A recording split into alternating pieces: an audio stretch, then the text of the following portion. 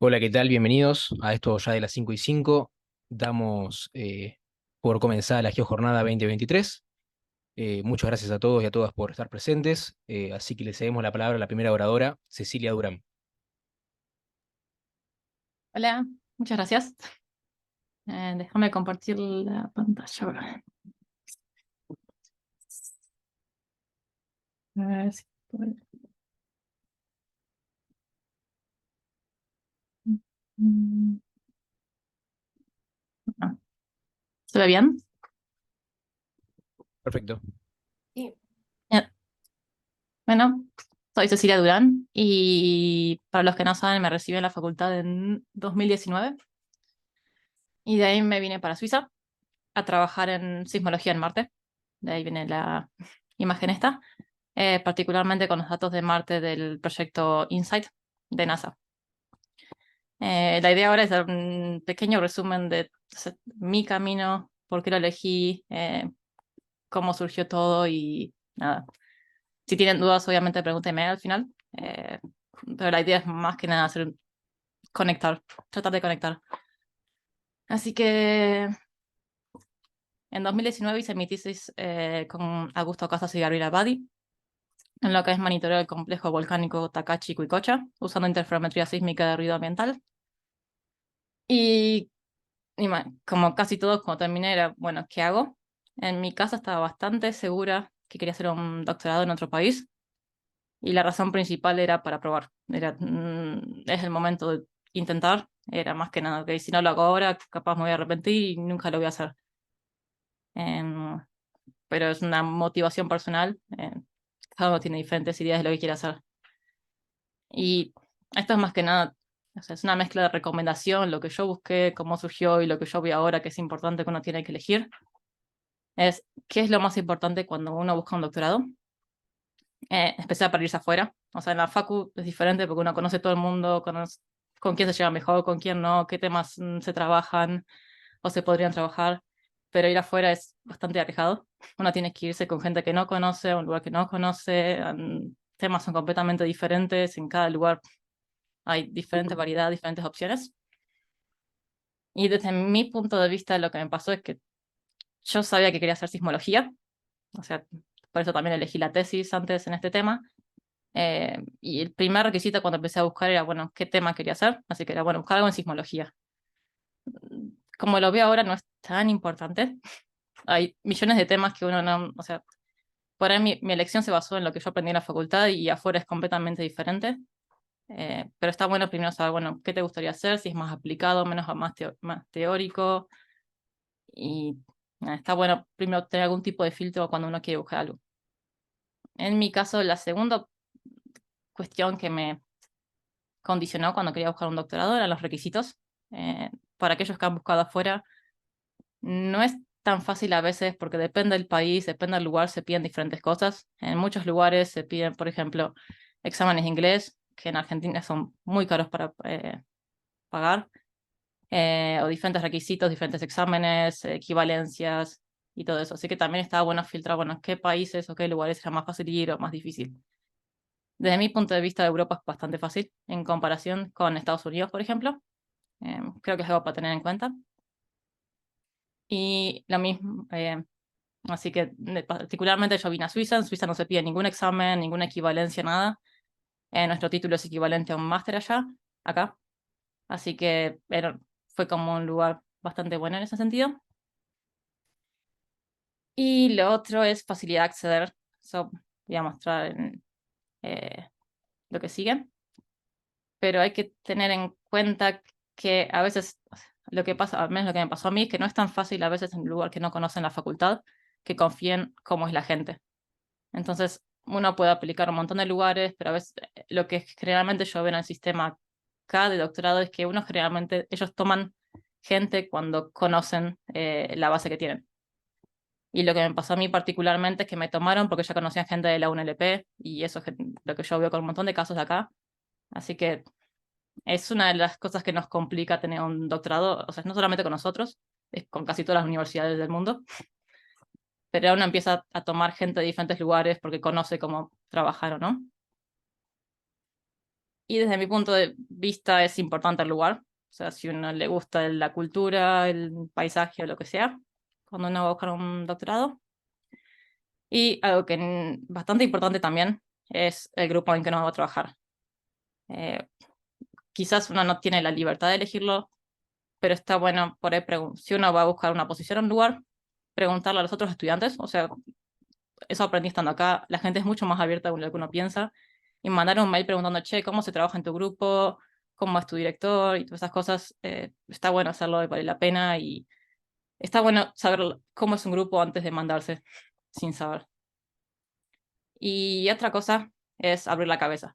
A mí es una cosa que me mató cuando saliera una LP, es cuántos temas uno no conocía. A mí me pasó decir, uy, no quiero hacer gravimetría porque, no sé, no me gustó tanto la gravimetría en la UNLP. Después vas afuera y ves tantas diferentes aplicaciones, diferentes grupos, diferentes temas, que a veces hay que ser un poco más abierto de lo que uno piensa.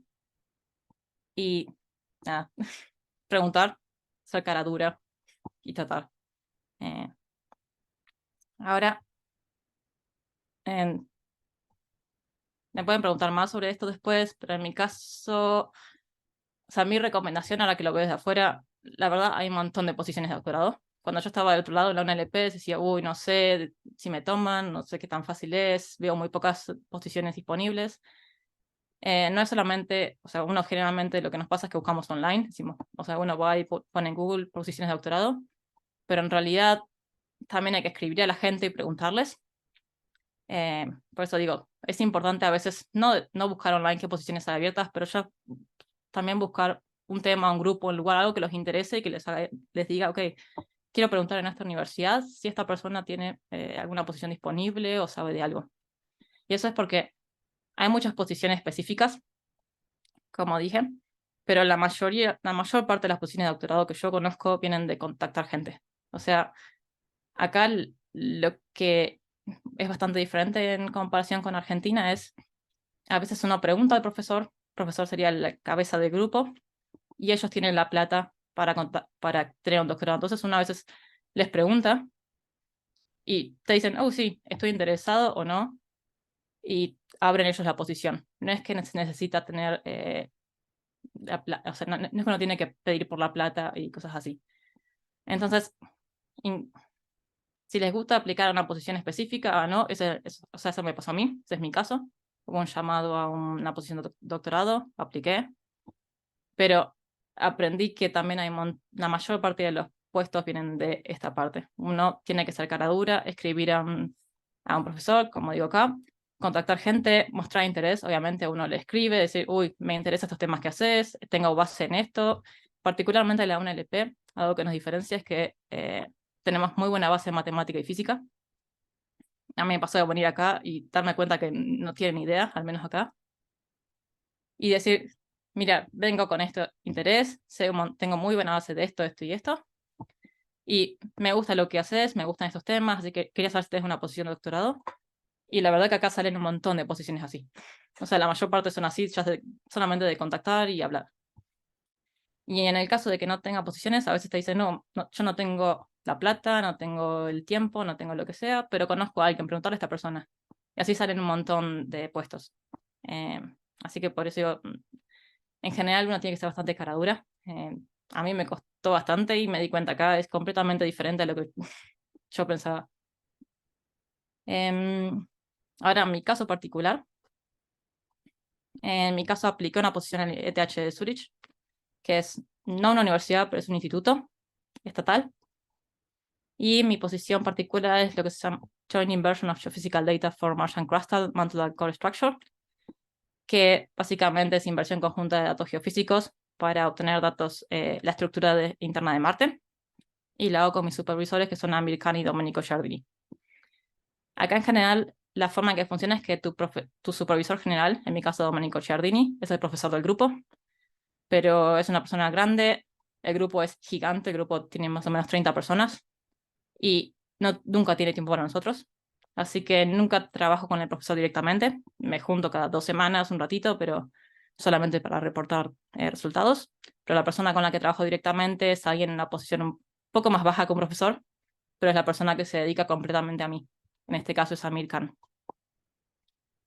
Mi proyecto es dentro de NASA y particularmente en lo que es Inside Mission, con datos sismológicos de Marte. Y como decía antes, la verdad, en mi caso yo apliqué una posición, la encontré online, apliqué y tuve la suerte que apliqué una posición que era con esta persona, Amir Khan, y él me contactó y me dijo, uy, sí, conozco porque lo tuve antes a Federico Munch, que también es de nuestra facultad, él se graduó un par de años antes que yo, y así que fue una cuestión medio de suerte, de decir, uy, la razón por la que me consideró es porque conoce que en la facultad, o sea, hubo buenos resultados, tuvo un estudiante de doctorado antes, le gustó y dijo, uy, quiero tomar más estudiantes. Y solo de dato para los que sepan, él me repitió que si alguien quiere aplicar, que aplique con él, o sea, por ahora no tiene proyectos abiertos, no tiene la plata, pero me dijo que si hay gente que esté interesada, que lo contacten. O sea, ¿qué significa? Que le gustó la base que tenemos en la UNLP, o le gustó cómo trabajamos. Así que es una linda parte. Y es como un poco un circuito porque en mi caso me tomaron porque él lo tomó a Federico Munch, le gustó, y en el caso de por qué él tomó a Federico Munch, porque Fede cuando aplicó mencionó que había otras universidades y profesores que tomaban estudiantes de la UNLP, en este caso él mencionó gente de Lausanne, también en Suiza, entonces Amir Khan llamó a ese profesor y le preguntó, y el profesor le dijo, uy sí, los estudiantes dieron buenos resultados, así que sí. Así que es otra recomendación si quieren aplicar a otros lugares. Una es buscar lugares donde los conocen y otra es también mencionar estas referencias. Por eso digo, las referencias son importantes. Y no es por nuestra universidad, es en todos lados. En todos lados funciona así. La gente toma gente por referencias. Ahora, ¿por qué esta posición? ¿O por qué dije que sí? ¿Y por qué apliqué? Son varias razones. Una fue el tema. O sea, yo quería hacer sismología, me encantaba y la verdad que era una oportunidad única hacer sismología en Marte y ser parte de un proyecto de la NASA. Otra cosa que no es menor es el lugar. Es una ciudad hermosa. Esto es una foto de Zurich. La universidad está acostadito, o sea que la vista es hermosa, la verdad es espectacular. Pero para mí está bueno que sea una ciudad internacional. No es fácil adaptarse a otras culturas, de verdad no es nada fácil.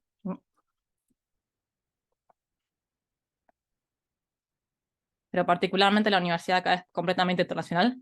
La universidad casi no tiene gente suiza. Es, la mayoría somos todos internacionales de diferentes países. Y lo mismo con la ciudad. En la ciudad en realidad el 25% no son suizos. Así que está bueno, generalmente se habla inglés, no hay problema en eso. Pero está bueno la diversidad de culturas. No es tan fácil adaptarse, especialmente si vas a un lugar donde, por ejemplo, acá, si son todos suizos, la cultura es completamente diferente, cuesta. Así que está bueno, al menos de mi parte, estar en un lugar internacional. Otra razón es lo que sería un poco de orgullo. Me ofrecieron la posición y Zurich es la universidad número 1 en geofísica en el mundo. Así que la verdad también es una oportunidad única. Eso tiene bastantes ventajas, particularmente en lo que es plata. Y las condiciones de trabajo que ofrecen, generalmente en Suiza, no sé, cada país es diferente, pero en Suiza son bastante buenas. El salario de doctorado es muy bueno. Obviamente, no sé si vieron, pero Zurich es la ciudad más cara del mundo para vivir. Así que el salario es bueno, pero tiene su contraparte. Para que tengan una idea, el alquiler de una habitación está cerca de 1.000 euros por mes. Así que el salario sí, tiene sus pros y sus contras. Lo otro que tiene acá en Suiza al menos es que un doctorado es un contrato de trabajo, de verdad. O sea, uno no tiene una beca, sino que firma un contrato de trabajo. Y eso nos da un montón de ventajas acá. Tenemos jubilación, seguro de salud y todas las ventajas que vienen con un contrato.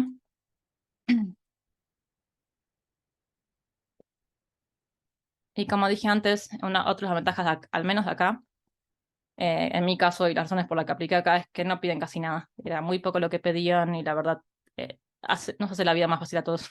Que no pidan examen de inglés o ninguna equivalencia. Y después está obviamente lo que a mí particularmente me llama la atención en la naturaleza.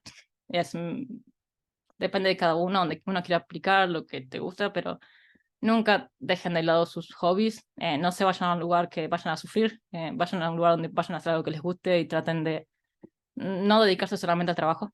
Y en mi caso, o sea, estos son mis fotos de diferentes fines de semana, y es lo que yo disfruto y es lo que me encanta de acá, que estoy literalmente, trabajo acá y a 1 hora en tren se llega a las montañas, entonces todos los fines de semana se puede ir sin problema.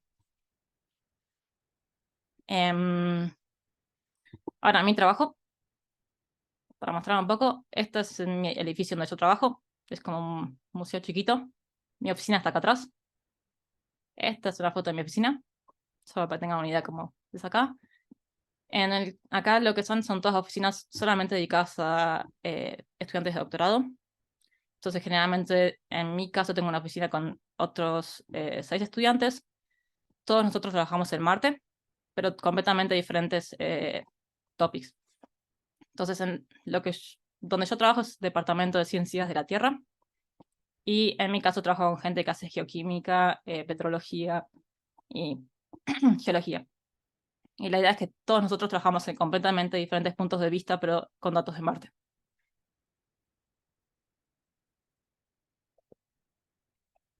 Y la mayor parte de mi tiempo, literalmente, me siento acá en esta escritorio y me dedico a escribir códigos para procesar datos sísmicos y después lo que es modelado de inversión de datos.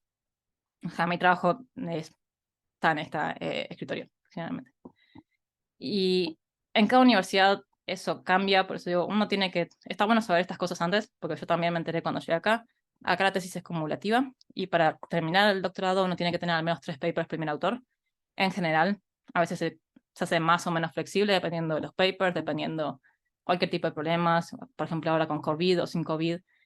Pero en general tiene sus pros y sus contras para los que no saben la tesis cumulativa. O sea, la tesis cumulativa es, yo no me puedo recibir hasta que no tenga esos 3 papers, donde yo sea primer autor, pero al mismo tiempo casi no gasto tiempo en escribir la tesis. Una vez que tengo los papers, los pongo los 3 juntos básicamente en un archivo, escribo una introducción cortita y la tesis está lista. O sea, lo hace más productivo cuando uno no quiere perder tiempo escribiendo la tesis, pero al mismo tiempo uno tiene que asegurarse de que esto pase en los años que tenemos para hacer el doctorado.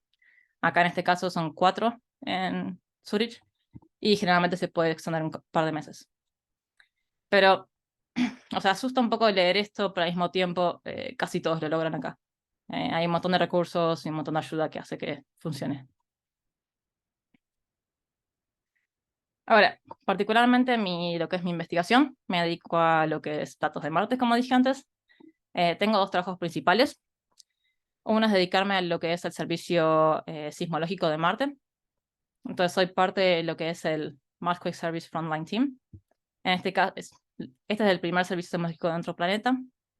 Y lo que hacemos es, hacíamos, ahora no, porque ya, o sea, se acabaron los datos, lo que es la misión ya terminó, pero lo que hacíamos era día y noche estar registrando los datos y alguien siempre tenía que estar mirando que no hubiera nada nuevo, nada interesante.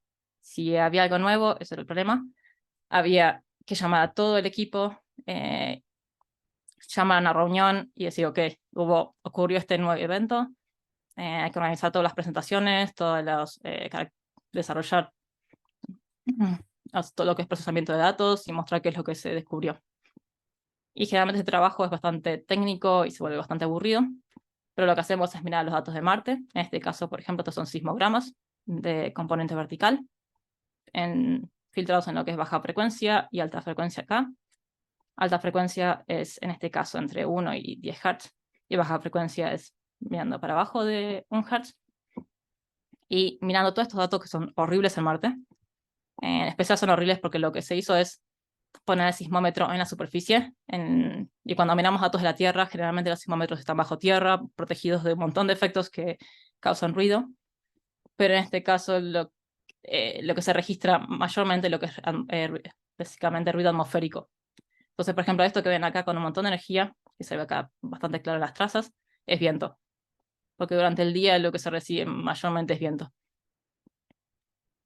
Y ocultos en todos estos datos, lo que se ven a veces son pequeños eventos. Acá hay un ejemplo. Esto es un Marsquake o Martemoto, pero voy a decir Marsquake porque es más fácil para mí. Y otros como estos. Y lo que uno hace en este trabajo, que es bastante técnico, es sentarse día y noche, o sea, cuando uno está de turno, básicamente, y fijarse que no haya nada nuevo como esto. Y si es algo nuevo así, capaz este no es tan interesante, pero otros hay que llamar a la reunión. Y como se muestra acá, en Marte hay diferentes eventos, capaz es poco detalle, pero en Marte todavía no los entendemos. O sea, hay un montón de cosas que la misión se terminó y hay un montón de preguntas por responder. Pero lo que se asume es que hay dos diferentes tipos de martemotos. Unos que viajan típicos como en la Tierra, básicamente ocurren en cierta ubicación y las ondas se propagan en el manto, por ejemplo. Y otros que ocurren en la corteza y se confinan ahí, que serían estos así, por ejemplo.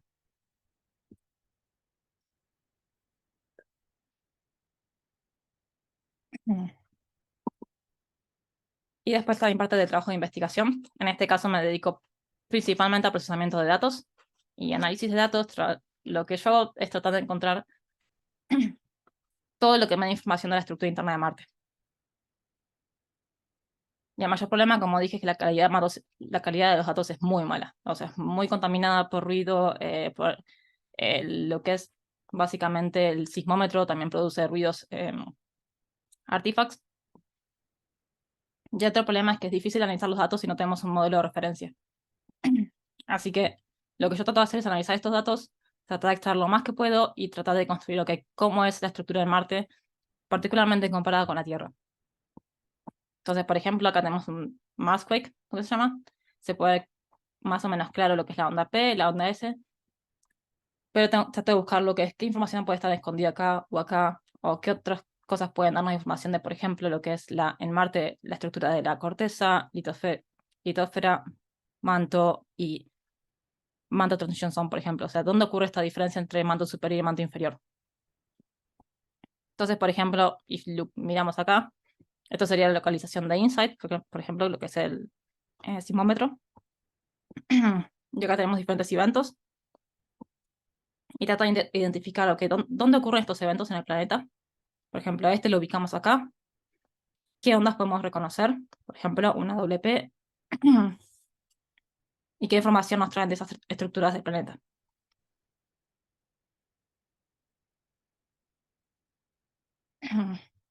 Así que generalmente me dedico a estos Marsquakes de baja frecuencia, como dije.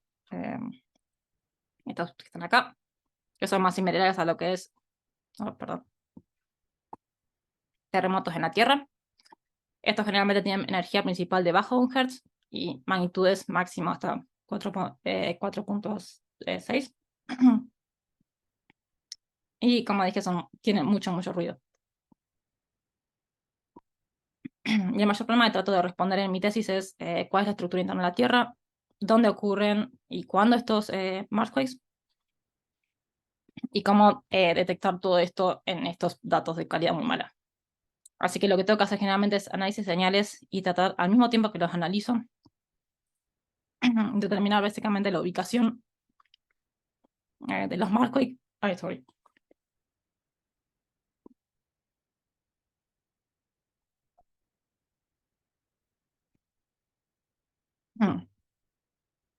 Y la estructura interna del planeta. Así que acá tenemos, por ejemplo, o sea, esto es solamente un ejemplo de lo que yo hago, es una pequeña introducción en tratar de buscar cómo obtenemos esta información desde las ondas sísmicas que registramos. Tenemos que acordarnos, tenemos una sola estación, que hace todo más difícil. En la Tierra tenemos varias estaciones y esto nos ayuda a, por ejemplo, localizar eventos. Cuando hay una sola estación no podemos hacer lo que es triangulación, pero tenemos que saber de dónde vienen los eventos. Todo lo que hacemos es análisis de polarización, por ejemplo. Entonces, miramos a la onda P y a la onda S y tratamos de ver cómo lo que sería el movimiento de las partículas en el suelo, o sea, son de las tres componentes del sismograma, cómo el movimiento de partículas en el suelo cambia con la frecuencia y en tiempo. Entonces, cuando miramos acá, analizamos las ondas P, por ejemplo, podemos ver, esto está caracterizado por este color amarillo, que nos dice que el movimiento de las partículas tiene un azimut de 90 grados. Y las ondas S cuando las miramos, tienen más un color como medio verde, que nos está diciendo que el movimiento de las partículas es 180 grados. Y como sabemos, el movimiento de las partículas P es longitudinal, partículas S es transversal, y de esta forma nos ayuda a ver, al menos sabemos que de esta dirección, de este azimut, es de donde viene el Marsquake. Entonces, diferentes análisis como esto tenemos que hacer y complementarlos con 1000 análisis más, porque no tenemos muchos datos, para tener un poquito de información de dónde viene, qué características tiene y cosas así. Esto es la misma información, pero en vez de mirar a este tipo de figura, miramos solamente el movimiento de las partículas directamente. Entonces, lo que hago acá es plotear componente este versus el componente norte y ver para dónde se mueve. Y nos da algo similar a lo que tenemos acá, que es este color amarillo, que es 90 grados azimut. Y la idea es siempre tratar de complementar tanto como podemos, porque el problema es, como dije, los datos.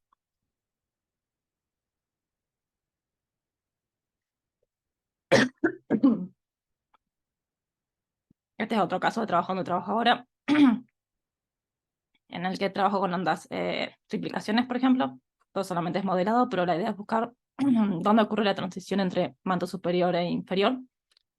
Entonces, esto es, por ejemplo, un ejemplo. Pero el problema que tenemos acá es que en comparación con lo que es la Tierra, los datos, como dije, son muy malos. Y estos son datos donde tengo que extraer la información. Pero solamente para mostrarles un poquito lo que hago, todo incluye, por ejemplo, esto es modelado. Trato de usar diferentes modelos, dónde se ven estas triplicaciones. O sea, esto es lo que también aprendimos en simología en la Facu. Pero tratar de usar diferentes modelos de Marte. Ok, en Marte, donde esto ocurre, donde podemos ver que estas ondas, estas triplicaciones aparecen, a qué distancias epicentrales desde la estación. Y tratar de buscar qué datos nos van a mostrar este tipo de información. Esto es un, por ejemplo, esto es o sea, un proyecto que está ahora ongoing y la verdad que está mostrando no resultados para nada, así que está parado desde hace como un año.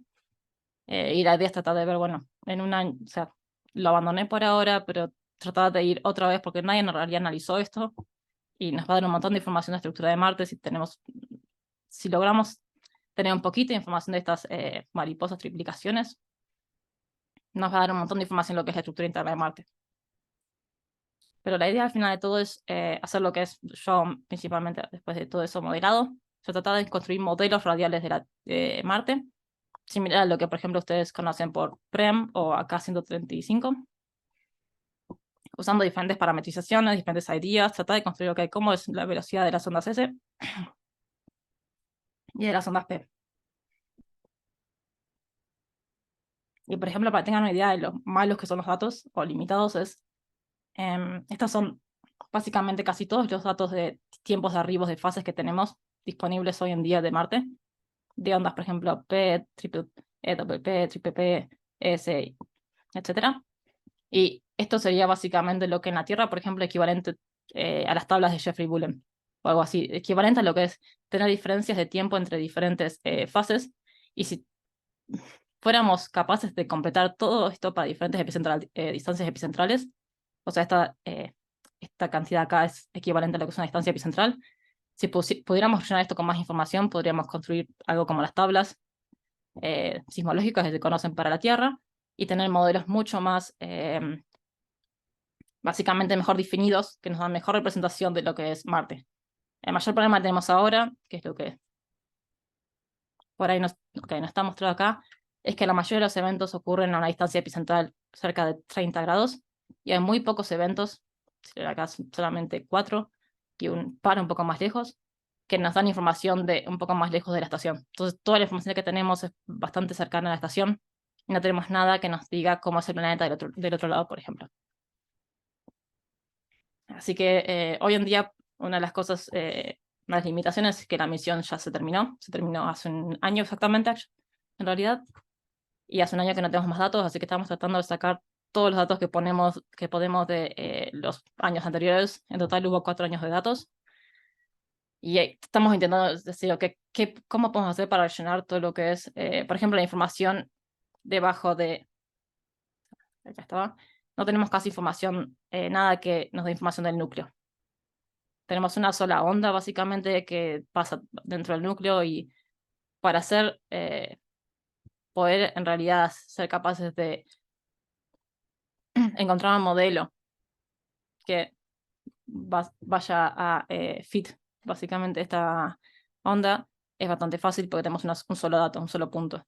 Entonces, no somos muy capaces de poder limitar cómo es la estructura del núcleo, o lo mismo del otro lado del planeta. Así que Lo que me estoy dedicando ahora es tratar de buscar otras técnicas, particularmente ahora estoy buscando lo que es ruido sísmico, si podemos encontrar algo, como por ejemplo modos normales de Marte, pero es bastante pesimista también. Pero eso es más o menos un resumen de lo que hago o hice o estoy haciendo en mi doctorado. Y la idea al final de todo es construir una tesis que se dedique a los tres temas, lo que es procesamiento de datos, modelado de inversión, y tener un resultado que sea el modelo final de referencia de Marte. Ahora, esta es la última. Hay un montón de cosas buenas y malas en el doctorado, hay un montón de cosas buenas y malas de quedarse o irse afuera, hay un montón de diferentes ventajas y desventajas. Eso depende de uno, obviamente, depende del lugar a donde vayan, va a cambiar con lo que sea, cómo sean ustedes y demás. En mi caso, mis ventajas, o sea, hay un montón de cosas buenas de venirse a un lugar como Suiza. Es particularmente acá, los recursos son casi ilimitados. En lo que es plata, es una experiencia. Está bueno vivirlo una vez. Está bueno ver cómo la gente se comporta acá, porque no saben lo que es trabajar sin lo que es plata ilimitada, por ejemplo. Uno llega acá, le dan una notebook en la mano, te dan otra computadora, te dan todo. Te dicen si querés comprar un clúster, tenés hasta $10.000. O sea, hay un montón de cosas que uno no se imagina y a veces es hasta ridículo. Eh, pero está bueno usarlo. Hay muy buenas condiciones de trabajo acá en general. Eh, Bastantes, en realidad, derechos. La verdad, la oficina es hermosa, a mí me encanta. Está bueno trabajar con gente internacional. Mi oficina está llena de gente, o sea, somos todos de diferentes países. Em, Así que es lindo, es bastante lindo. También la posibilidad acá, particularmente en mi proyecto, es ser autor o coautor de varias publicaciones. Es una linda experiencia. Y lo que tiene acá, se puede conocer bastante gente, hacer networking. Hay un montón. Por ejemplo, una cosa que se hace acá es casi todos los días hay algún seminario, charla, que se invita a alguien. Y uno siempre puede atender las charlas, conocer gente. Así que está bastante bueno.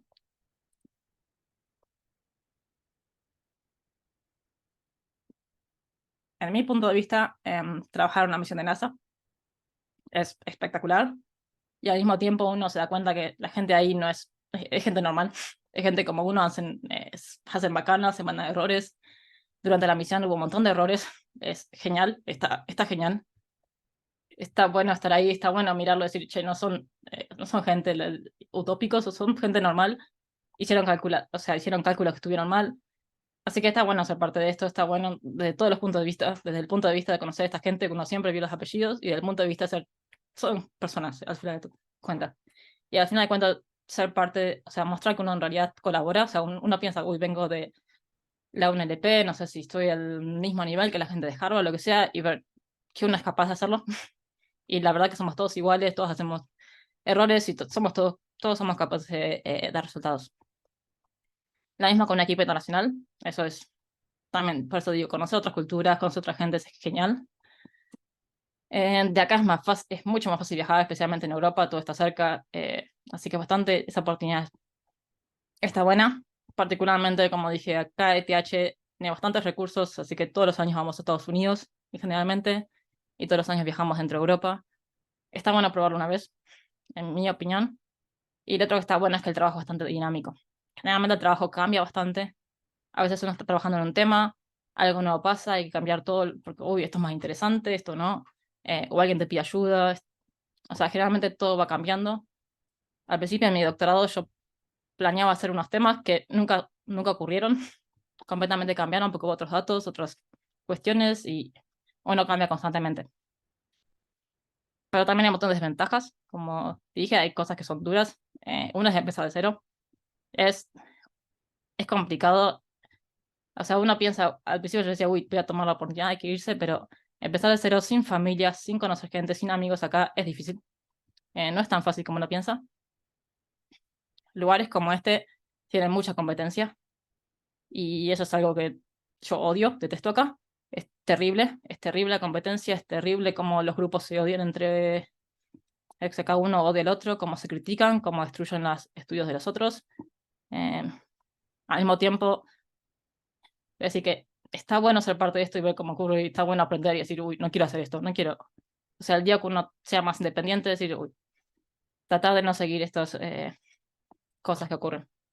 La presión también, acá hay bastante presión, el trabajo, pues digo, esta es una de las mayores desventajas acá, obviamente depende del grupo, depende del profesor, pero la presión es bastante grande. O sea, yo tengo un supervisor que me pide todos los días resultados, incluso si es cambiar esta figura, hacer esto, escribiste esto, hiciste esto. Obviamente cada supervisor es diferente, pero es en general, particularmente con este proyecto, por ejemplo, que los datos los recibíamos todo el día, todos los días, era algo que era, ok, si hay algo nuevo, para mañana hay que tener todos los análisis hechos y mostrarlos en algún tipo de reunión. Así que es bastante duro en ese sentido. Otra cosa que yo me tuve que acostumbrar es, ok, a veces bastante seguido hay que trabajar fines de semana, hay que trabajar hasta las 8 de la noche, eh, y hay que terminar cosas y hay un montón de deadlines. Tenemos un montón de presentaciones que tenemos que hacer y la verdad que a veces no, pienso que no vale la pena todo esto. Lo mismo con trabajar bajo órdenes, está relacionado con lo que es presión acá y competencia. Y como dije, está bueno que el trabajo sea dinámico, pero hay un límite. Y a mí me pasa que a veces me dicen, uy, deja todo lo que estás haciendo y ahora trabajas en esto. Y así tengo un montón de proyectos a medio hacer, cosas que nunca se terminan. Y no está bueno. Y a veces uno tiene que hacer otras cosas para otras personas, porque es lo que, así es como uno termina teniendo el doctorado acá. Y es bastante molesto. Esto es particular mío, pero acá es hermoso. Suiza a mí me encanta. Es hermoso de abril a octubre. El resto del año es horrible. O sea, es lindo ahora con la nieve si tenés un par de días de nieve. Ahora hace un mes y medio que no veo el sol acá, así que no es tan fácil. Y es algo que juega bastante en contra del humor, al trabajo, a todo. Es una cuestión personal, pero es algo que uno tiene que tener en cuenta. Hay un montón de detalles chiquititos que hacen que la vida sea más difícil o más fácil. Y lo otro, adaptarse a otra cultura es difícil. Por eso digo, está bueno, en mi punto de vista, ir a un lugar internacional. A mí me pasó de lugares que son puramente suizos y no es fácil, es muy difícil adaptarse ahí. Eh, por eso, y es bastante en general, igualmente, incluso si es internacional, es difícil tratar de hacer amigos, al principio cuesta un montón. Particularmente yo acá empecé en marzo de 2020, antes de COVID, y todo se hizo un poco más difícil de lo que debería haber sido. Eh, pero no lo tomen como algo a la ligera.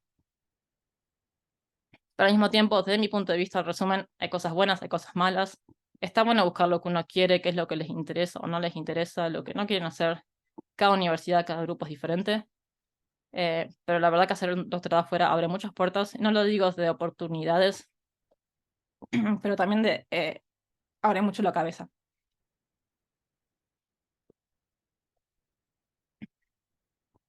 Y capaz no un doctorado, pero una estancia chiquita, ir afuera, ver cómo trabaja otra gente. A veces aprender, uy, también puedo hacer esto de esta manera o no. Eh, Está bueno ir afuera en general, a otros lugares, a otras universidades y ver cómo trabaja la gente, cómo es. Hay una cuestión de abrir un poco la cabeza de cómo funcionan las cosas en otros lugares, qué ideas uno puede traer. Capaz de otros lugares lo que hacemos nosotros, por ejemplo, es todas las semanas discutimos papers, todas las semanas invitamos a alguien a dar una charla en Zoom. Uy, eso también lo puedo traer a mi universidad, ¿cómo lo podemos hacer? O sea, cosas chiquititas ayudan un montón a abrir la cabeza. Eh, Así que nada, en mi opinión está bastante bueno irse afuera un poquito y probar. Y otra cosa que en Argentina yo lo veía bastante diferente es que qué tanto importa el doctorado o no para ir a industria. En Europa, en realidad, te van a tomar mucho, o sea, en Europa se valora mucho más tener un doctorado, en el sentido de ir a industria después.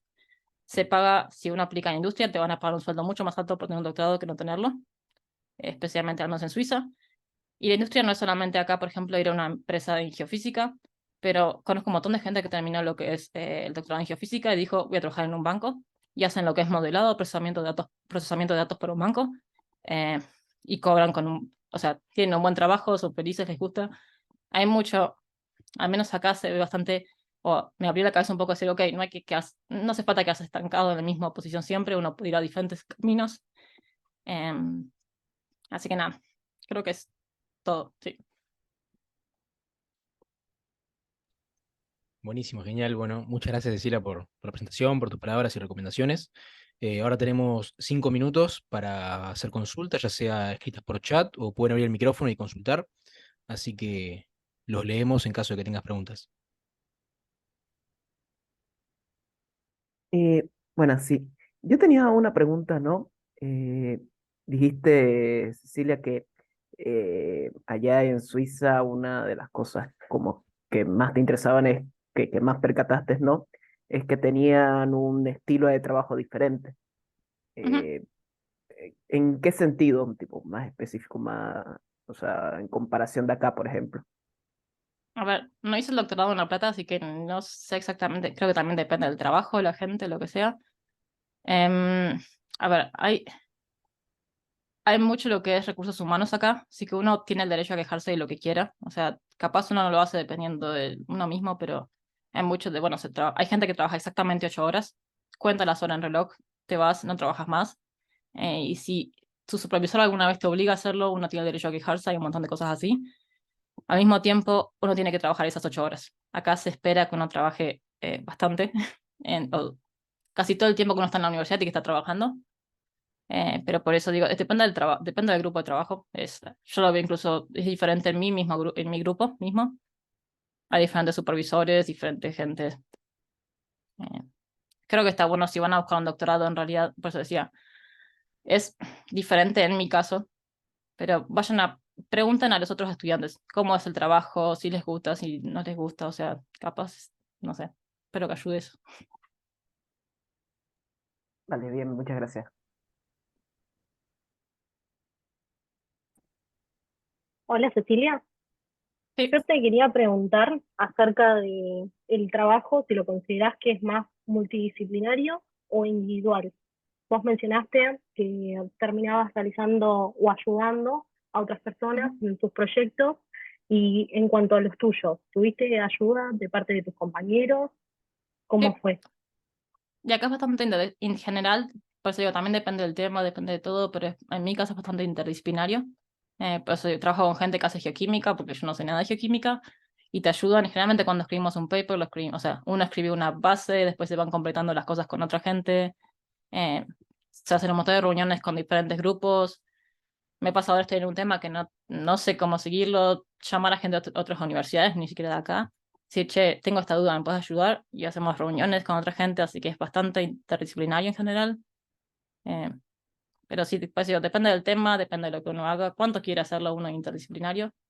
Eh, y así, particularmente el mío es interdisciplinario porque no hay mucha gente trabajando en Marte. Así que sí. Buenísimo, muchas gracias.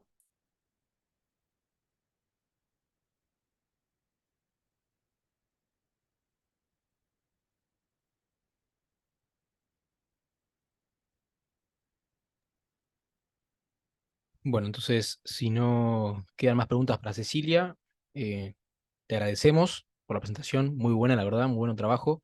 Eh, Gracias también por tus palabras y le damos paso entonces a la segunda oradora. A continuación ahora tenemos a la doctora Florencia Balestrini, así que nos va a mostrar su presentación, así que le cedemos el lugar. Muy bien, muchas gracias. Me resulta muy raro que me llamen doctora, pero te lo agradezco. Y muy buena presentación, Ceci. Me sentí empatizo mucho, así que eh, sí, me sentí muy tocada por tu presentación también. Creo que ahí pueden ver mi presentación y en pantalla completa, ¿me avisan? Sí, se ve perfecto, Flor.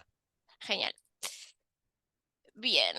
Em, Bueno, sí, mi presentación es un poco parecida a la de Ceci. Les voy a contar cómo fue mi carrera desde que me recibí en La Plata. Em, y sí, nada, después me pueden hacer preguntas si quieren. Bueno, un poquito quién soy. Florencia, como ya saben, soy de Varela, cerca de La Plata, y una hora y media me tomaba el Talp todos los días para ir al bosque. Tengo 30 años, cumplo 31 ahora en enero. Y sí, bueno, estudié geofísica en La Plata. Como todos ustedes, después hice un doctorado en interferometría sísmica en la Universidad Tecnológica de Delft, en Holanda, y ahora trabajo Mi posición se llama Technologist, pero trabajo como geofísica en una empresa que se llama Fugro y ahora les voy a contar un poquito de cada una de estas partes. Así que básicamente esta es como la tabla de contenidos de mi presentación desde que me recibí.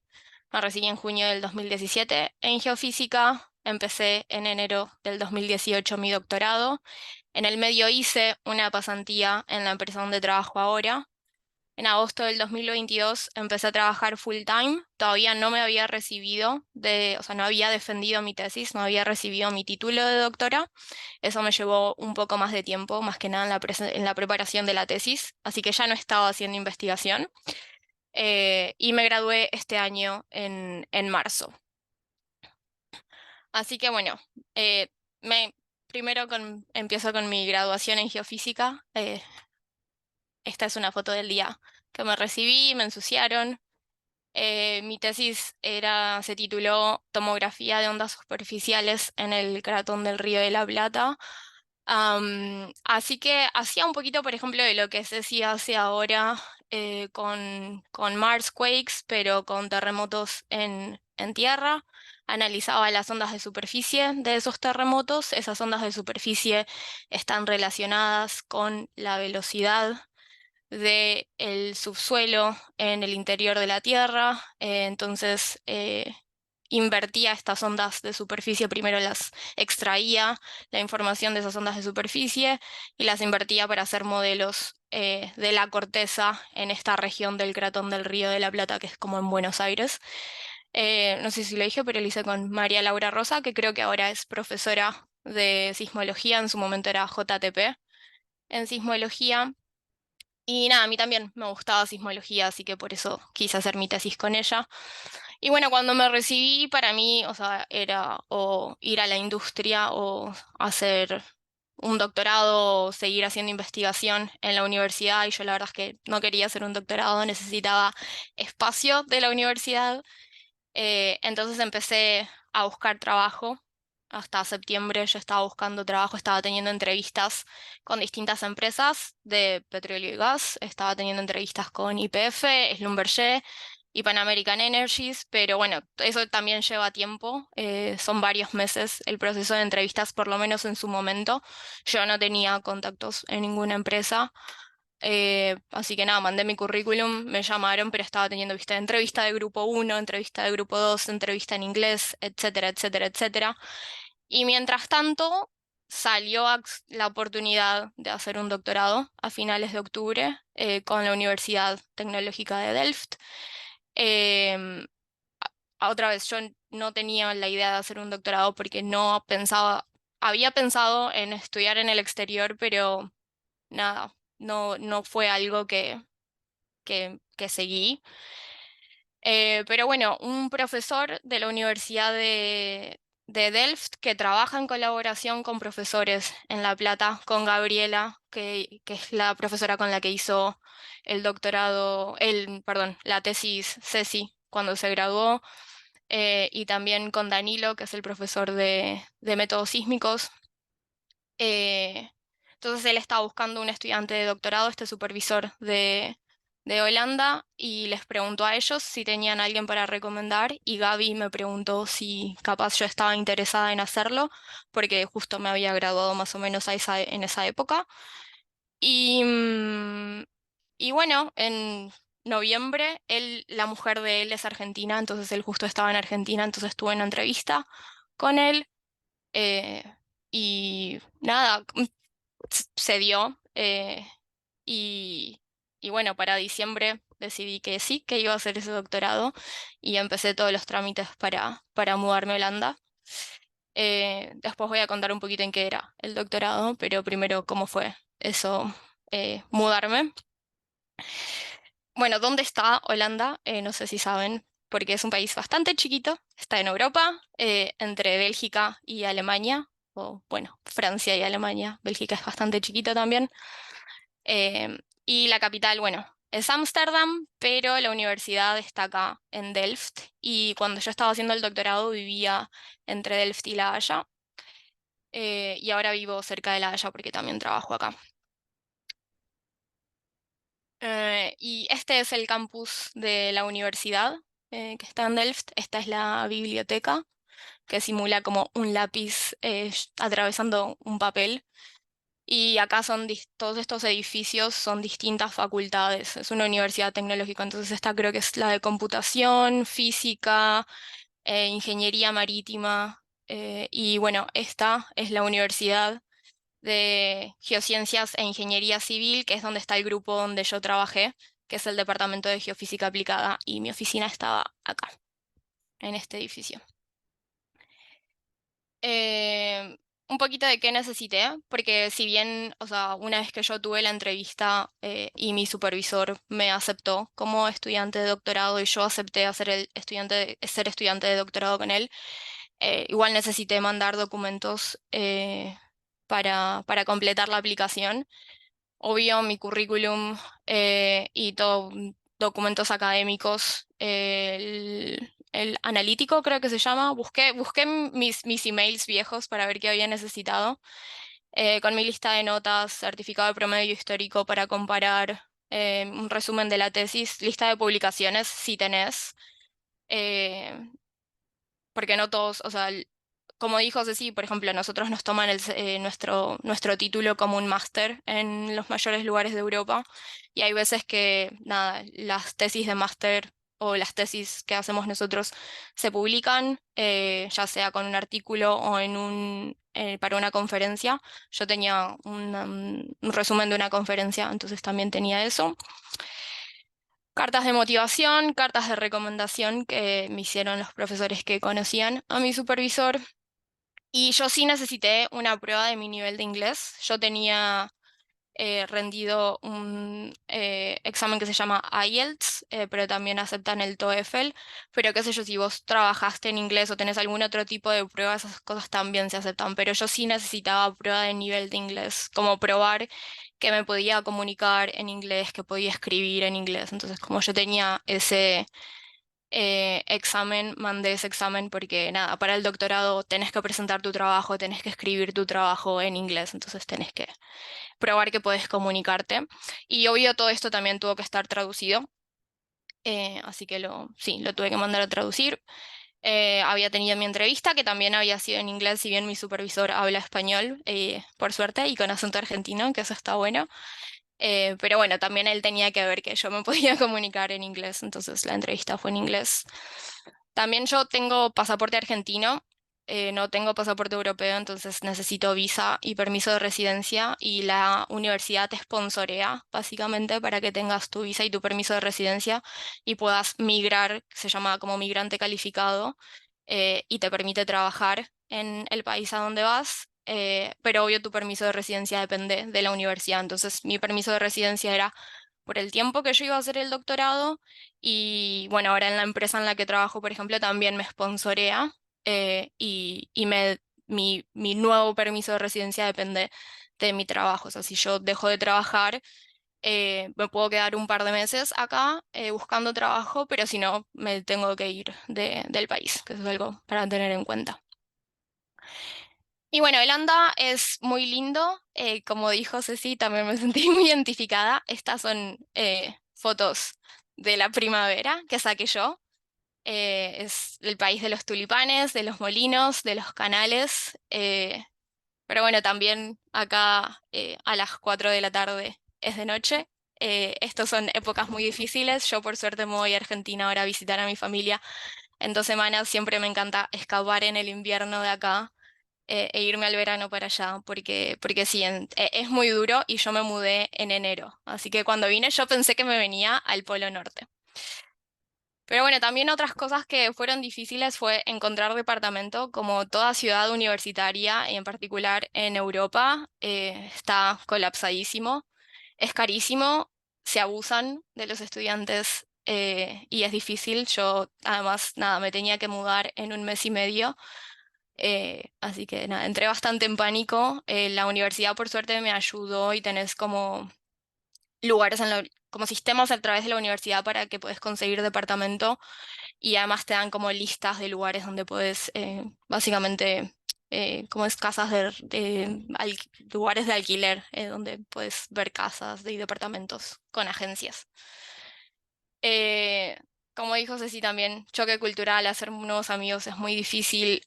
O sea, no es muy difícil porque Holanda también es una ciudad muy internacional y hay mucha gente que está en la misma situación que vos. Pero bueno, yo viví en Varela con mis viejos toda mi vida y nada, de un día para el otro me mudé, empecé a trabajar en otro país, así que fue difícil. Me mudé sola también, mi familia no vino conmigo, nada. Es una experiencia y no es para tomar a la ligera. Pero bueno, también es muy internacional y nada, conoces muchas otras culturas y te abre mucho la cabeza. Por ejemplo, algo que a mí me chocaba es que sentía que la gente acá era muy fría, porque, no sé, no me acompañaban a tomar el colectivo, no me preguntaban si había llegado bien a mi casa. Y sí, porque acá la gente no pregunta esas cosas, porque nada, Irlanda es bastante seguro y se vive muy fácil, entonces esas son algunas ventajas de vivir acá. Y otra cosa que es rara acá, bueno, creo que por ahí en Suiza también, pero acá se anda en bici a todos lados, a cualquier hora. Eh, y, por ejemplo, tenemos estos parkings para las bicicletas. Esto es en la estación de Delft. Y así como tenemos estos parkings que son doble piso, son varios pasillos, uno al lado del otro, y también que van para el lado o sea, para el otro lado de la cámara. eh, y se anda a todos lados, a toda hora y con cualquier clima.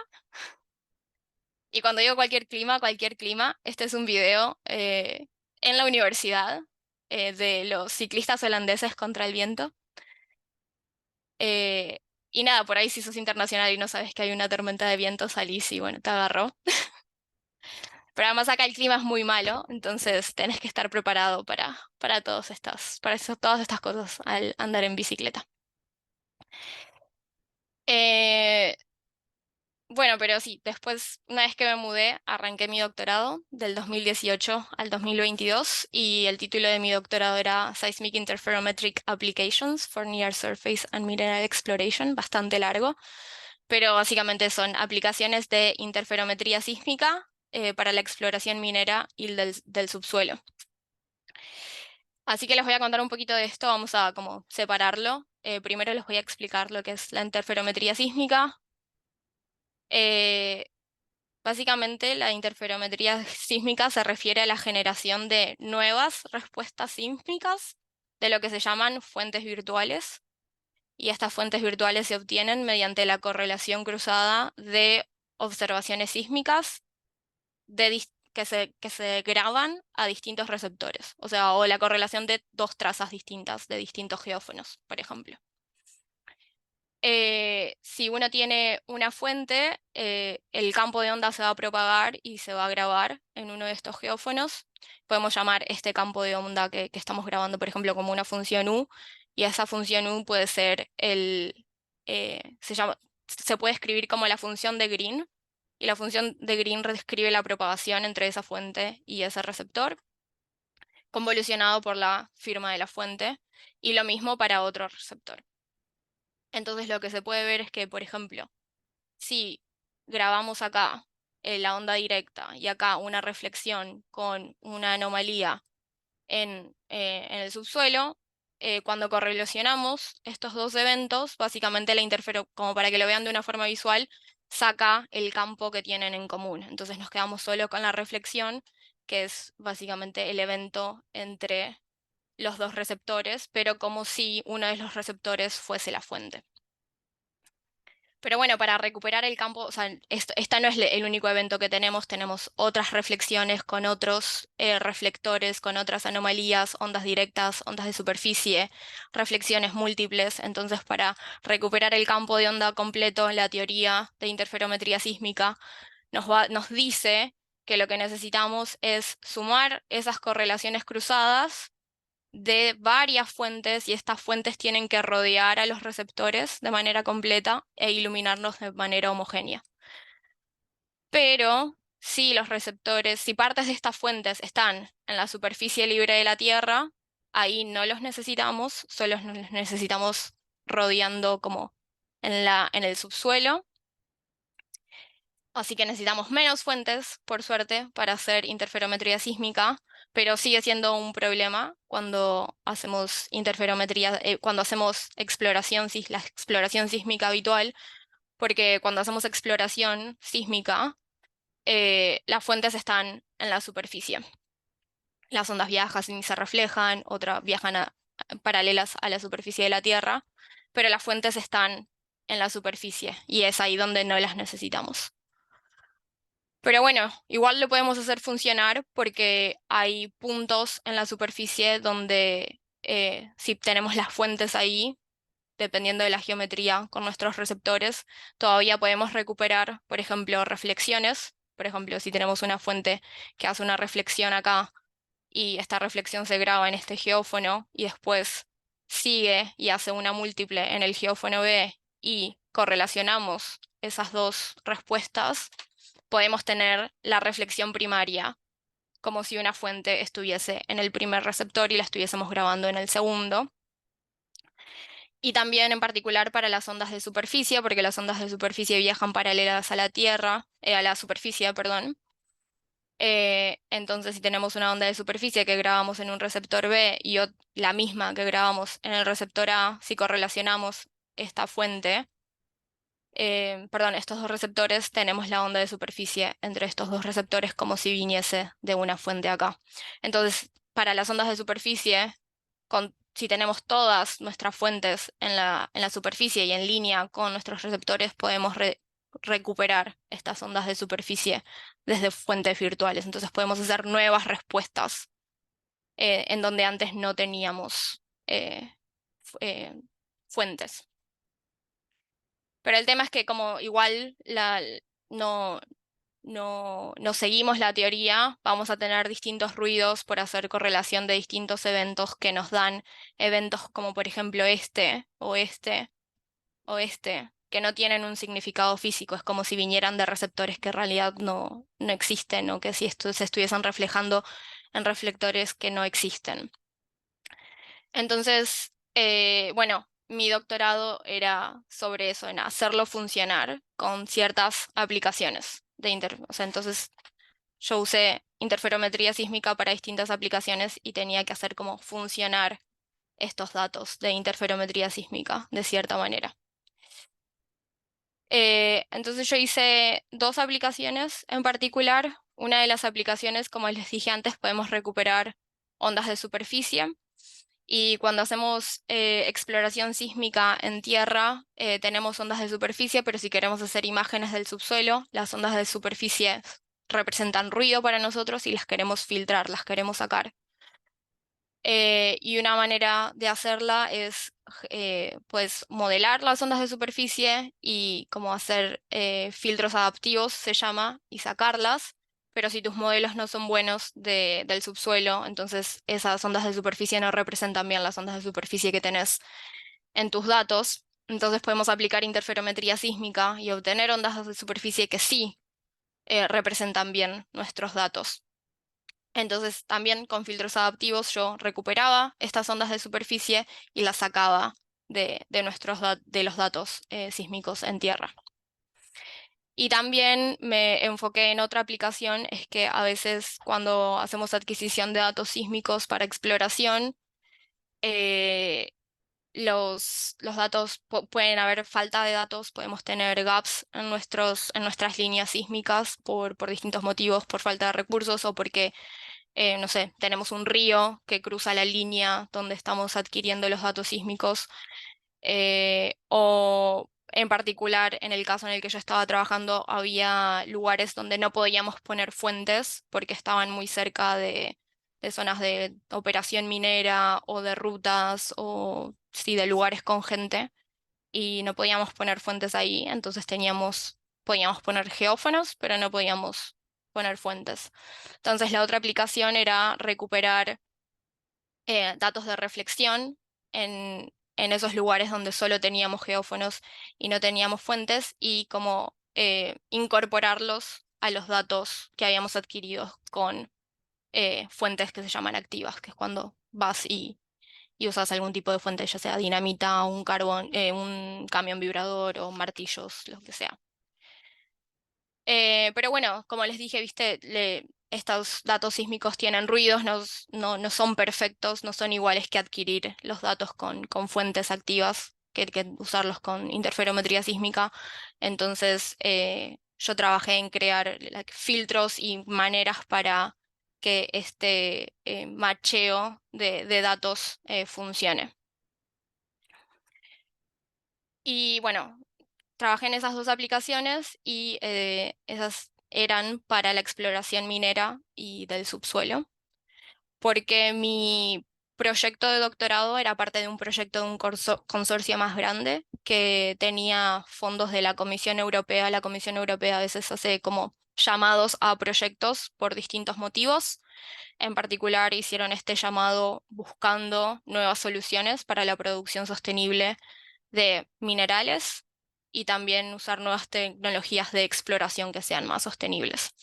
Entonces, se arman distintos consorcios o distintas universidades académicas, básicamente eh, proponen algo para solucionar o sea, estos objetivos que la Comisión Europea propone.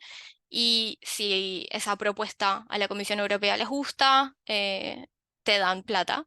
Entonces podés contratar estudiantes de doctorado, postdoctorado, másters, eh, y hacer estas investigaciones. Y en particular el foco de este proyecto era desarrollar herramientas y métodos rentables y más amigables con el medio ambiente para la exploración geofísica de minerales.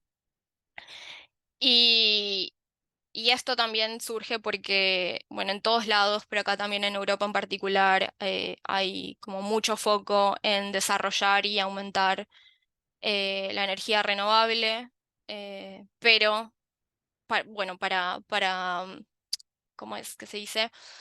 Para reemplazar combustibles fósiles, pero bueno, para construir todos, no sé, campos de energía eólica, plantas geotérmicas, paneles solares, necesitamos minerales y incluso si, em,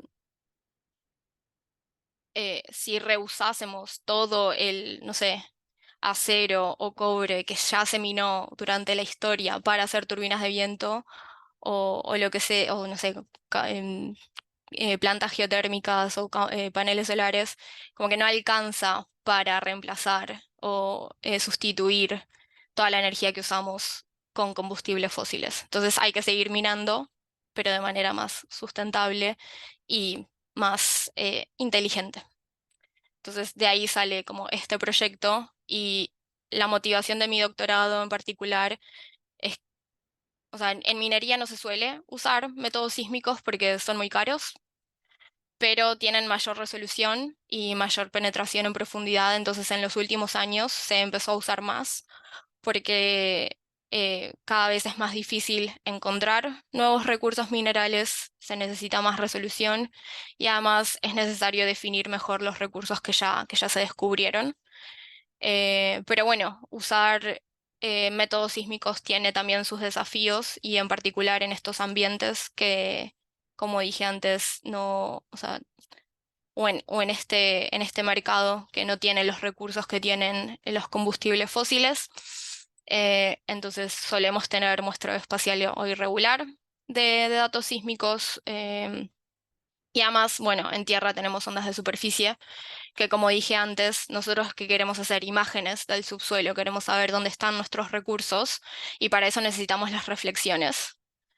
Pero cuando adquirimos los datos, tenemos ondas de superficie que enmascaran completamente, o pueden enmascarar completamente esas reflexiones que queremos usar. Entonces, por eso trabajé en ondas de superficie y también en recuperar reflexiones cuando no tenemos los datos completos que necesitamos. Por eso necesitamos nuevas metodologías. Bueno, de esto ya hablé. Y bueno, el proyecto en el que yo estaba dividido en distintos paquetes de trabajo.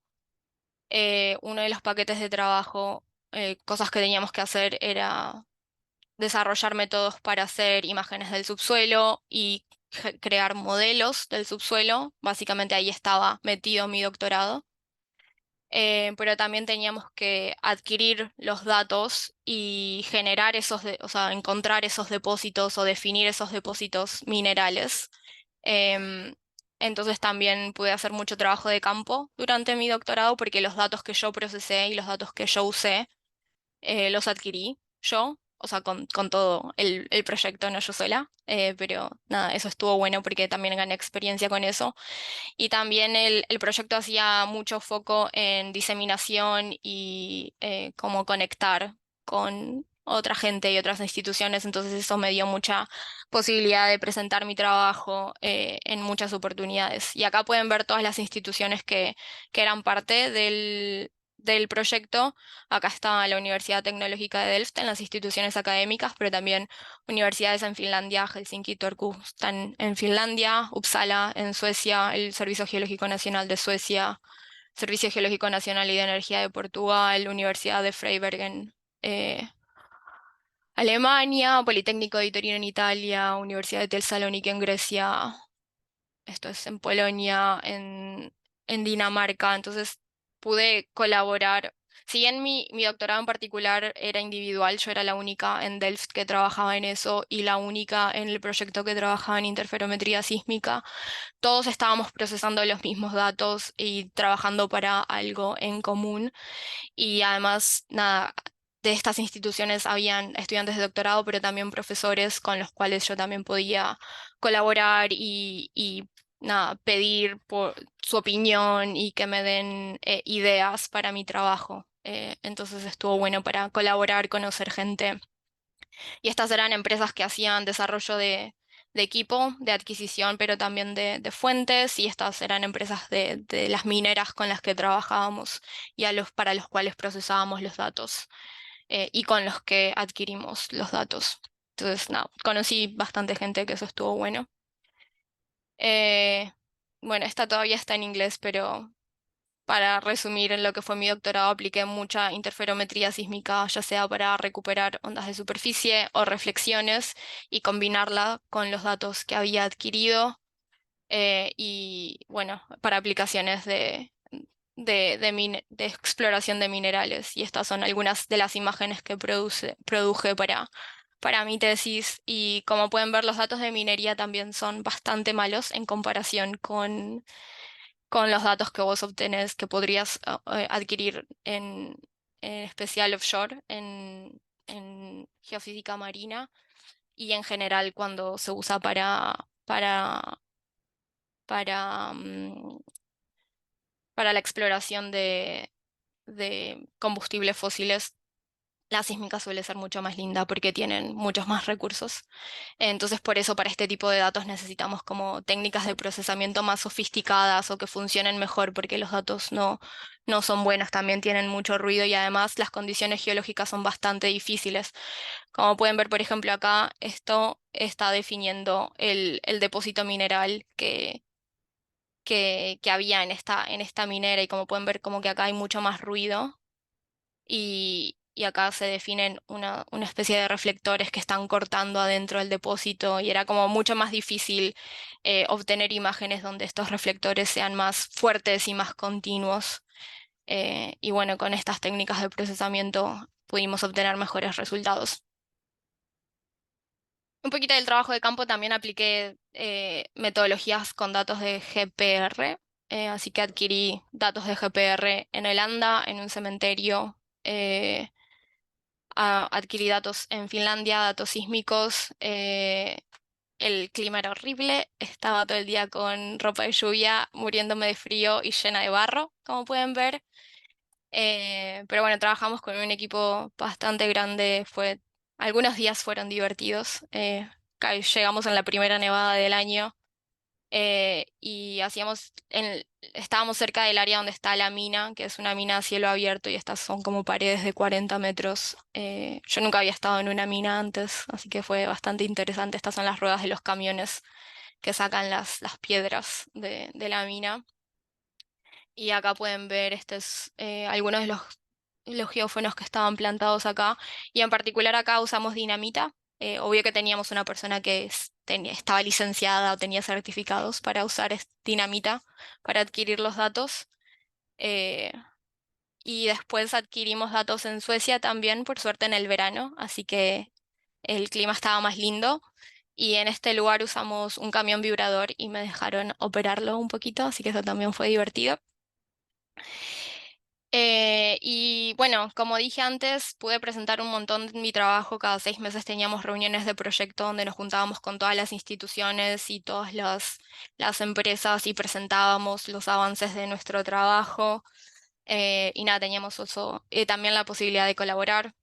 Y yo en particular, como era la única de Delft con mis supervisores, colaborar con otra gente.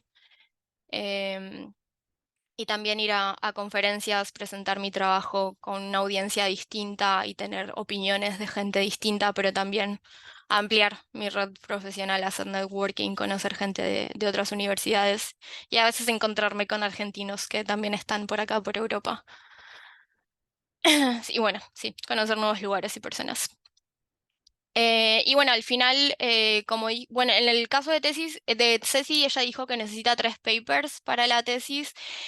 Acá también, pero no es obligatorio. Yo, por ejemplo, tenía uno solo publicado cuando me gradué, y tenía 2 en preparación.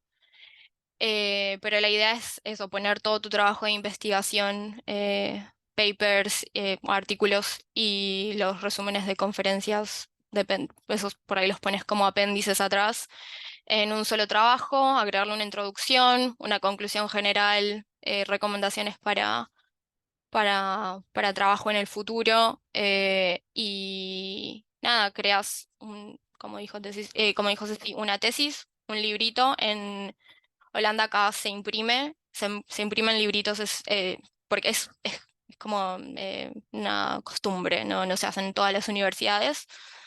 Entonces puedes diseñar tu propio libro, y se le suele dar a todas las personas que van a ver tu tesis porque la tesis es pública, y también una copia para cada una de las personas que están en tu comité evaluador.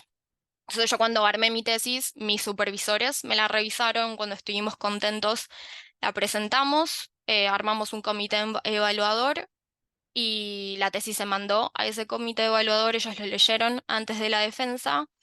Y el día de la defensa básicamente ellos te hacen preguntas y tenés que defender, como dice el nombre, el trabajo que hiciste, explicar por qué lo hiciste, qué cosas, en general es mucho de cosas hubieses hecho distinta. Acá en Delft es más que nada una formalidad, la tesis ya está aprobada cuando la defendés, pero en otras universidades a veces es un examen y puede que te vaya mal. Pero me parece que en la mayoría de las universidades es como más una formalidad, ya se sabe que vas a aprobar. Igual es bastante estresante. Entonces, bueno, yo defendí acá, y en estas 2 mesas de acá, se sentó mi comité evaluador y me estaba haciendo preguntas y la gente estaba como, esta es mi hermana, y estaban ahí sentados, gente invitada, mis amigos de la universidad o de acá, mi familia también vino, pudo venir por suerte. Y bueno, después se hace la defensa doctoral ante el comité evaluador y nada, les quería mostrar esta foto. Esta foto fue después de que ya me habían dado el título, mi título está acá, porque en Delft también es como una ceremonia bastante linda, porque nada, los profesores se tienen que vestir con estos atuendos, están como hay una regulación. Y si son como profesores, tienen que usar estas batas, estos trajes, y estos sombreritos. Y después tenés lo que son profesores asociados y profesores asistentes. Entonces, si sos hombre, tenés que usar frac. Y si sos mujer, puedes usar como un trajecito. Pero no sé, para mí era muy Harry Potter esto. Em, y bueno, nada, me gradué. Mucho estrés. O sea, sabía que me iba a ir bien porque, como dije antes, aprueban, o sea, ya sabes que vas a aprobar, pero igual es una situación muy estresante. Y armar la tesis también fue un proceso, no sé, bastante estresante porque yo ya no quería saber más nada con la tesis. Ya estaba cansada de leer, las mismas cientos de páginas una y otra vez. Pero al mismo tiempo quería hacer un buen trabajo. entonces como muchas emociones encontradas.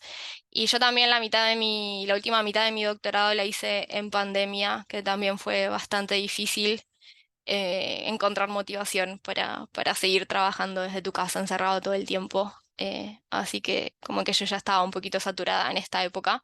Entonces otra vez como que yo ya estaba lista con mi situación académica, y algo que puedes hacer acá durante tu doctorado es que puedes hacer pasantías. A veces, dependiendo de cómo yo, o sea, como les mostré que mi proyecto era en colaboración con muchas otras universidades y empresas, pero en particular nosotros no íbamos a hacer pasantías en esas empresas, si bien procesábamos los datos para esas empresas era como parte de nuestro doctorado, pero hay veces que vas y trabajas directamente para la empresa con la que tu proyecto está colaborando. Pero si no, lo que puedes hacer es hacer una pasantía que no esté relacionada con tu trabajo, y yo hice eso. Así que ahora arrancamos cómo fue mi transición a la industria. Yo, como les dije, en 2022 y ahora sigo trabajando en esta empresa que se llama Fugro. Pero primero hice una pasantía en el 2021 eh, que no estaba relacionada con mi doctorado. Yo hice investigación evaluando las posibilidades de usar métodos sísmicos para obtener la estructura de las paredes de los canales en centros históricos, porque esos canales son muy viejos y no se saben en qué condiciones están, y los planos por ahí están perdidos y no existen. Y bueno, básicamente lo que hice fue modelado de datos sísmicos, creé modelos de las paredes de los canales con distintas condiciones y modelaba datos sísmicos y evaluaba si creábamos imágenes con esos datos sísmicos, si podíamos obtener las estructuras del subsuelo en esas áreas. Pero bueno, ¿cómo fue que conseguí esta pasantía? Fue porque mi supervisor estaba en un proyecto en el que hacían estas cosas en colaboración con esta empresa. Querían un pasante porque iban a hacer, iban a pedir fondos del municipio de Ámsterdam para ver si podían hacer un proyecto en este tema. Entonces, primero tenés que presentar una propuesta y tenés que hacer un poco de investigación para presentar esta propuesta. Entonces, la investigación la hice yo, porque mi supervisor me dijo, vos me dijiste que querías hacer una pasantía, yo le había dicho que quería tener un poco más de experiencia en industria, porque yo además me vine a Holanda sin experiencia en industria. Acá cuando hacen los másters a veces los hacen con empresas, entonces ya tienen un poco de experiencia en industria o hacen pasantías de verano. Y yo no tenía nada de eso. Y como sabía que quería trabajar en industria después, dije, bueno, ver si puedo hacer una pasantía y tener un poco de experiencia antes de graduarme. Eh, entonces, nada, conseguí la pasantía por contactos, como había conseguido el doctorado.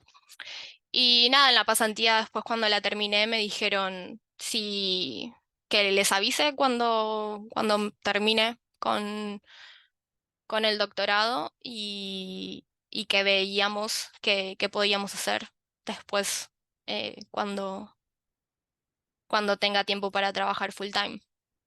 Así que nada, empecé a trabajar como en lo que se llama Technologist. Es el título, pero hago geofísica. Trabajo en el departamento de innovación de esta empresa. Entonces, en el departamento de innovación hacemos investigación y desarrollo de nuevos métodos y tecnologías en muchas áreas. Fugro es una empresa muy grande que yo no conocía antes, pero yo trabajo como geofísica, entonces hago desarrollo de nuevos métodos y tecnologías para métodos sísmicos, para obtener parámetros geotécnicos, que ahora les voy a explicar un poquito lo que es, pero básicamente hago desarrollo para técnicas como son la MASW, y esto es interferometría sísmica con ruido, pero está patentado por la empresa, entonces se llama SWANS, pero es interferometría sísmica de ruido para aplicaciones geotécnicas. Entonces, en lugar de ser para caracterizar, no sé, la Tierra o la corteza de la Tierra, es para caracterizar, no sé, los primeros 100 metros del subsuelo. Y después estos cono de penetración se llama sísmico, Entonces usan un cono que empujan en los sedimentos y también tiene geófonos y adquieren datos sísmicos para obtener las velocidades del subsuelo. Pero bueno, les voy a explicar un poquito más de lo que es la empresa. Fugro es una empresa líder en servicios geotécnicos, más que nada, topográficos y geocientíficos también. Hacen geofísica, hacen adquisición de sísmica convencional también. Por muchos años, el mayor mercado que tenían era hacer adquisición de datos sísmicos para oil and gas, pero ahora trabajan mucho más con energías renovables y ingeniería civil, o sea, construcción de infraestructuras. Entonces, eso es lo que hacen ahora, proveen soluciones para caracterizar el suelo y el subsuelo, porque esto se necesita para diseñar, construir y operar infraestructuras y también para monitorearlas. Y es todo tipo de infraestructuras. Más que nada acá en Holanda se están construyendo muchos parques eólicos o hay muchos proyectos para construir parques eólicos en el Mar del Norte. Entonces, el principal mercado de la empresa es eso. Pero también para, bueno, parques eólicos marinos o plataformas marinas, pero en tierra, construcción de edificios, puentes, autopistas, aeropuertos, sí, cualquier cosa.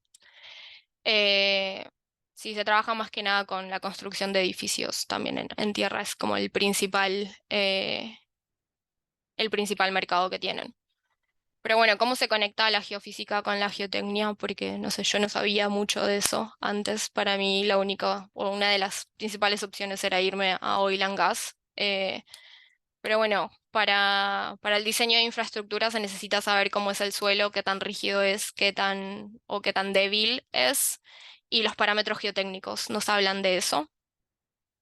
Y en particular hay un parámetro geotécnico que creo que en español se dice módulo de cizalla, porque lo vimos en, no sé si en geología o en mecánica del continuo. Pero bueno, nos dice cómo los sedimentos o el suelo va a responder a cargas, al peso, por ejemplo, de una infraestructura y al movimiento de esa infraestructura, si vibra, por ejemplo.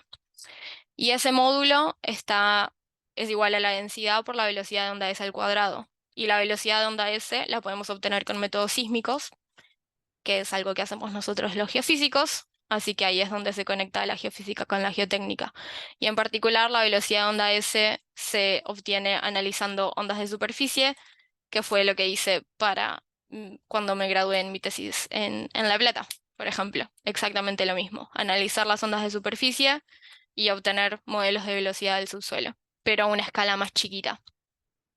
Entonces las frecuencias son distintas. Entonces yo trabajo en particular ahora en dos proyectos. Uno es con los que les dije más W, que significa análisis de ondas de superficie con múltiples canales. Entonces se adquieren datos sísmicos con una línea 2D. Por ejemplo, este es un video de un trabajo de campo que hice hace poquito.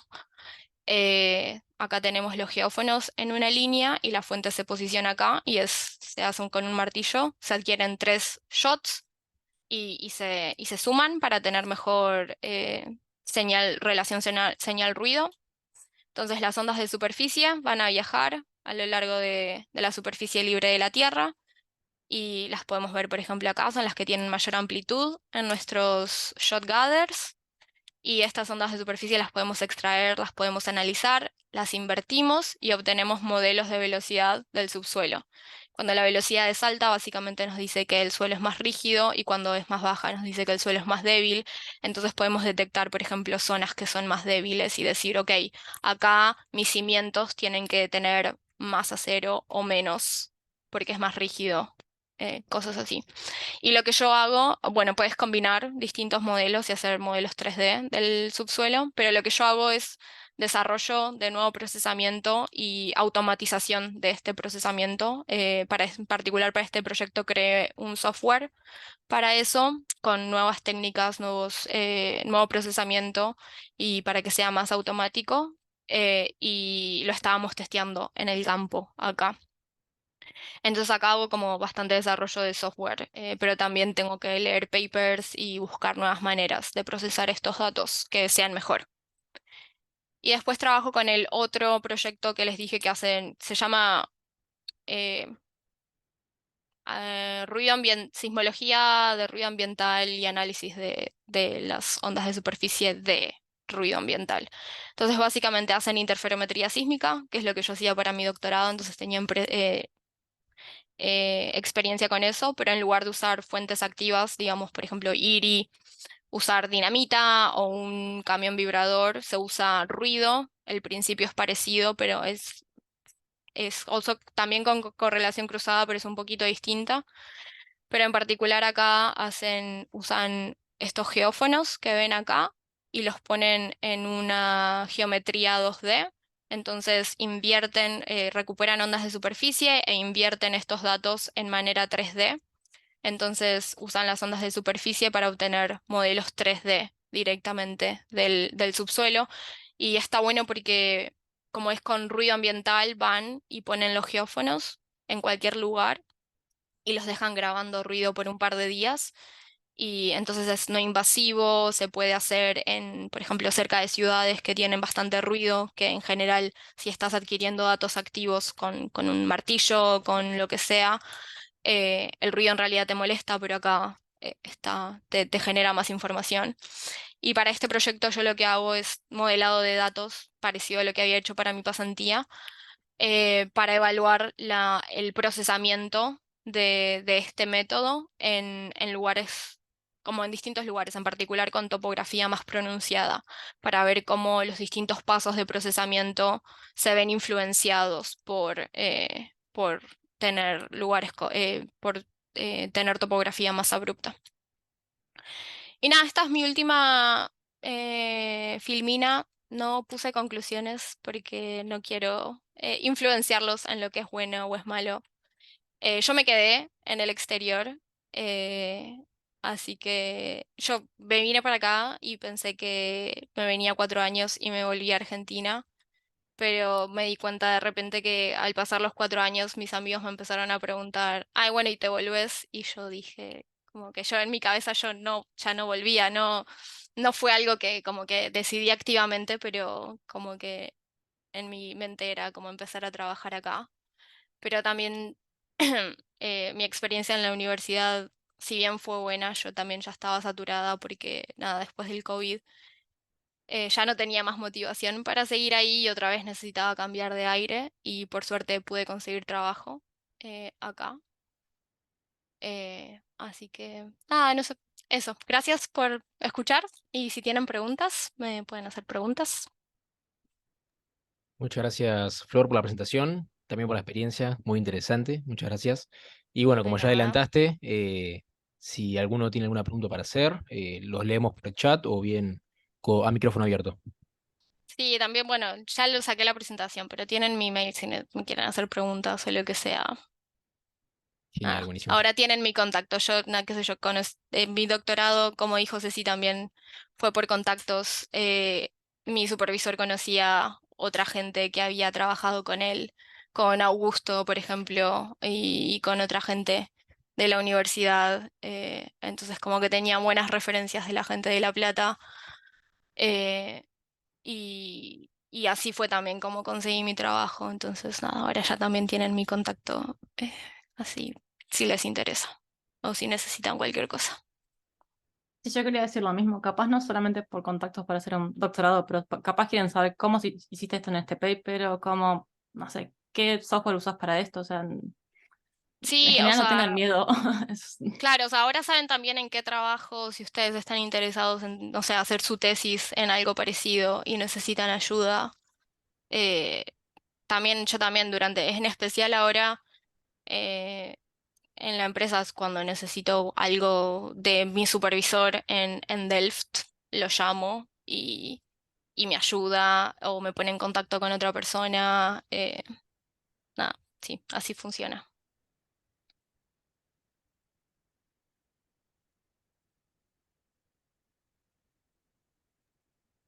Bueno, entonces, sí, muchas gracias también por los contactos, por las oportunidades que brindan Flor y Cecilia. Muchas gracias. Así que bueno, si no queda ninguna pregunta por hacer, tanto para Flor como para Cecilia, eh, les agradecemos a todos por presenciar entonces lo que fue la geojornada. La verdad que a las dos oradoras, muy interesantes las charlas, sus presentaciones, sus experiencias. Muchas gracias por compartirlas. Y bueno, les cedo ahora la palabra a Yara Magalí, que tiene una noticia que darles de los capítulos. Bueno, para aquellos que se sumen, que no sean participantes o miembros activos de ambos capítulos del CEGO o la EAGE, les queremos avisar que en los próximos días el EAGE va a estar renovando sus miembros y dentro de poco también el CEG va a anunciar la fecha de renovación. Así que si tienen alguna duda, se pueden comunicar por Instagram a ambos capítulos estudiantiles, más que nada aquellos que vayan a ver la geojornada grabada. Muchos están en el viaje de geología argentina, están en Neuquén, así que cualquier cosa, comuníquense que les vamos a responder todas las dudas que tengan. Y esperamos que puedan ser parte. Bueno, muchas gracias también Magalí. Y bueno, también agradecemos a María que por comentarios, eso que le gustó mucho las charlas, agradece. Así que bueno, nos queda más que agradecerles también nuevamente a ustedes, a todos los participantes, la verdad, por precisar la charla. Así que bueno, daríamos por terminada la GeoJornada 2023 por el día de hoy. Muchísimas gracias, tanto Cecilia como Flor, muchas gracias, y a todos los que participaron.